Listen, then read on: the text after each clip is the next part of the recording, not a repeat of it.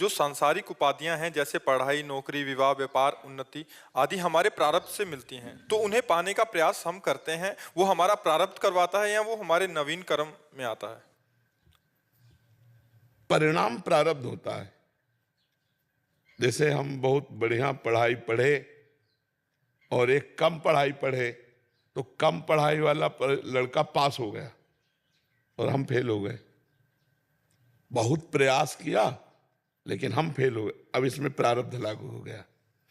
एक आदमी कम प्रयास करता है, बहुत धनी हो जाता है, और एक आदमी बहुत प्रयास करता है लेकिन धनी नहीं हो पाता है, तो उसमें प्रारब्ध काम करता है। हमारा साथ साथ क्रियमाण भी चलता है। प्रारब्ध परिणाम पे आता है।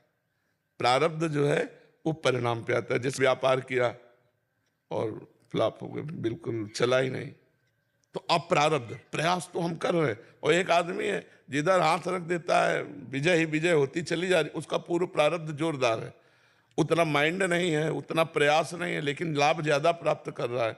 और एक बहुत माइंडेड है, बहुत प्रयास करता है लेकिन लाभ कुछ नहीं मिल रहा, उसका प्रारब्ध उसमें है। प्रारब्ध खत्म नहीं हो सकता ना सर? भोग के खत्म होता है, भोग के खत्म, अलग अलग पॉइंटों पे वो अपना असर दिखाता रहेगा जब तक हमारा शरीर है। शरीर खत्म, प्रारब्ध खत्म, पर संचित जमा है और क्रियमाण जाके उसी में जमा हो गया, फिर नया प्रारब्ध बनेगा, फिर भोगना पड़ेगा। हाँ, यही तो मिटाना हमारे मानव जीवन में बहुत जरूरी है कि हमको आग लगानी, जो हमारे जन्म जन्मांतरों के कर्म जमा है, संचित कर्म, उनको भस्म करना है। उनको भस्म करने के लिए नवीन कर्म करना पड़ेगा, और वो है भजन। भजन रूपी कर्म के द्वारा ही हम संचित कर्म को भस्म कर सकते हैं, दूसरा कोई ऐसा कर्म नहीं।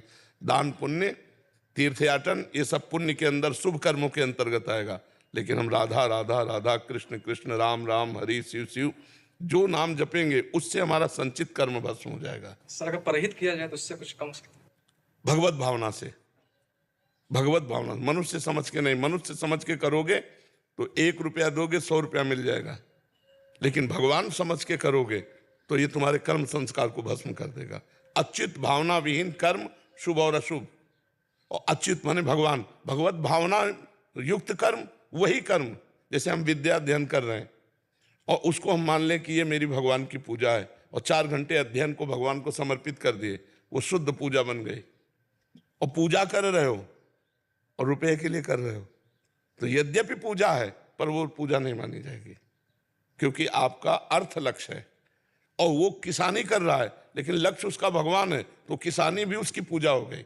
मान लो बॉर्डर पे खड़ा हुआ है, भगवान की प्रसन्नता के लिए, राष्ट्र की सेवा में खड़ा है, अब आतंकवादी ने गोली मार दिया और उसकी पूजा बन गई। गोली मारना, हत्या करना भी पूजा बन गई। और हमारा लक्ष्य क्या है, उद्देश्य क्या है, ये देखना खास बात है। कर्म उद्देश्य के साथ महान और नीच हो जाता है। उद्देश्य महान तो कर्म महान।